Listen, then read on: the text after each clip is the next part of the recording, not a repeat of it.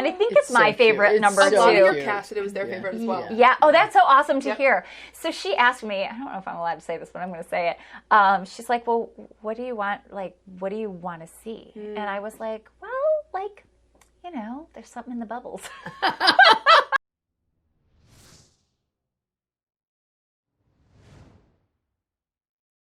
Hi, I'm Reva Hervis, Artistic Director at Overshadowed Theatrical Productions. Welcome to this episode from the Wings. Today we have a special guest star, Jessica Means, with us again today. And of course, Rebecca.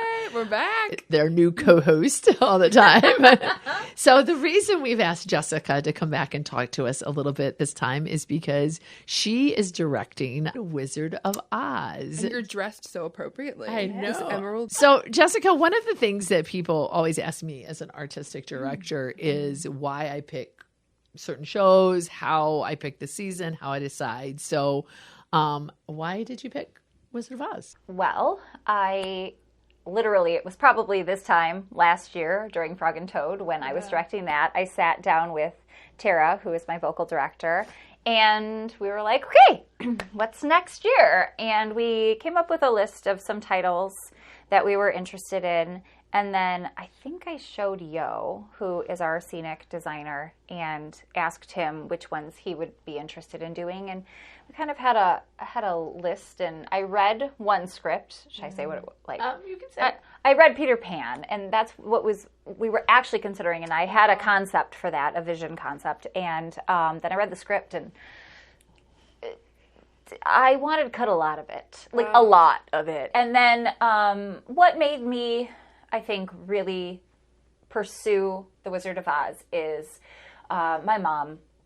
I grew up in a family where my grandmother and my mom and her sisters loved The Wizard of Oz. And so I just thought it would be funny. So I thought that it might be a really great script. And then Reba got me a perusal script, and I read it, and I saw the whole show in my mind. Wow. And so I felt like that was just a really good sign. And for me, I just wanted to make it a show that I would want to watch every single night for 2 months. I love that. Yeah. It is the second time in history of Overshadowed that all the tickets have sold before we got to opening night. It is a fabulous show. Great cast, great vision, great tech. So that's my 2 cents for that. So, Jessica, is there anything that was harder than you expected about directing this play? And that's all she's going to say. No, what is it? What makes this show complicated, I think partially is I didn't want to have kids in the show. I think that's valid. They are different to direct. Yeah. 100%. People assume the Munchkin land is going to be filled with kids, right? Yeah. And it's not. Yes. And actually, I think it's brilliant. More fun without. Yeah. And Karen Neidlinger is brilliant. And we sat down at the beginning, and she was like, what am I going to do for Munchkin Land? And she thought it was going to be her least favorite number. Wow. And it is her favorite number. And I think it's my favorite number, too. I love your cast. It was their favorite as well. Yeah. Oh, that's so awesome to hear. So she asked me, I don't know if I'm allowed to say this, but I'm going to say it. She's like, well, what do you want? Like, what do you want to see? And I was like, well, like, you know, there's something in the bubbles. So if you go to Munchkin Land. So one last question then. If you were to give advice to any director thinking about doing this, and I'm going to combine this with any audience member who might not have seen a production anywhere of Wizard, what's some advice that you would give? Oh, wow. Well, those are 2 very different things. Aren't they, though? Okay. A director, a person thinking about directing it, I would make sure you have a good team. I always like to do something that's going to push me, but this pushed me a lot. But I was here. Thank you. But I've been here, I think, till at least 12:31 in the morning every night for the past. Everybody else goes home, and the weeks. director has to stay. And for the past 2 weeks, just making sure the costumes and the cues, and like last night, the fog levels weren't the way I wanted them. And so I sat with Deb, who's doing my lighting design. She's lovely. And just doing the percentages and seeing how much and adding and making it shorter or longer, because I want it to be the way I want it to look, right? You made it a show that you enjoy to watch, because I don't know if this is all productions, but you will watch every single production, right? Like, I don't know if all companies do that. Like, I was shocked when I found out. You'll watch at least be here for every single one. I will. I just might have to get draped for costumes. She's going to be in our next play, so we flew a costumer in, and she has to do costumes tomorrow. But you'll mostly see. I will.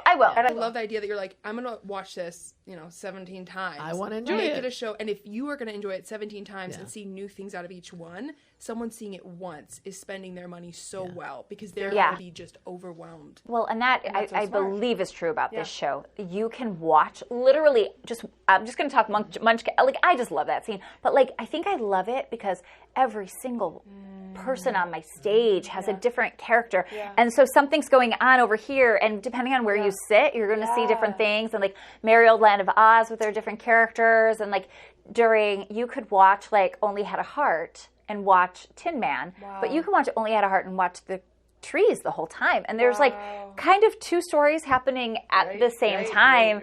So it's just really like visually cool, and so I feel like I never get bored because there's always something else to watch. Yeah. To go to your second part of the question was, what should audience members take away? I think that the message of Wizard of Oz is beautiful. I think the idea that we can want something more than we have. We want something over the rainbow, right? We want to go somewhere over the rainbow. We want a place where there's no troubles. And then we go to that place, and in the end, we just want to go back. And so in the end, she wants what she started with. And then I love that it's the same story with the Scarecrow and the Tin Man and the Lion, that they had the brain and the heart and the courage all along. They didn't really, they're just being given an object, but the object doesn't mean it gave him the brain or gave him the heart or gave him the courage, right? They had it all along. And so it's about making decisions for yourself. And I feel like, we've got the good and the evil aspect, right? And I don't, when I say this, I really don't think Wizard of Oz is a religious show. Oh, it's not. But I feel that there are parallels, right? When we're going to talk about good and evil, right? Biblically, right? So Dorothy, she's got good and battling evil, but good doesn't make her realize it. And Glinda's like, you had to figure it out for yourself, which isn't that the point of religion? Like, we have like the good and the evil, but it's our choice. One doesn't make the choice for us. And I kind of like the idea too, that like there's the wizard, and she thinks the wizard's going to solve all her problems. And then she gets to the wizard, and the wizard's a phony and he's a fake. And how many times do we like idolize something or like want something because we think it has the answer, when in the end it was just full of empty promises?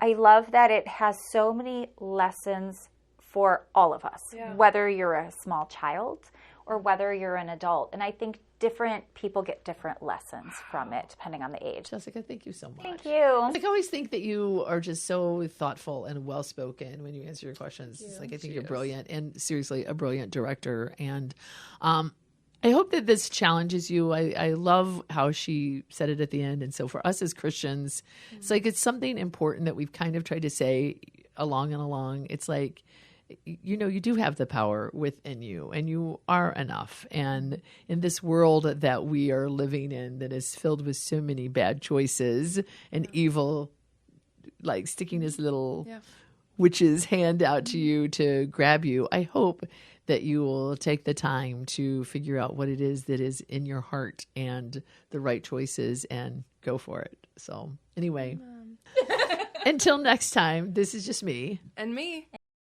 Talking to you from the wings.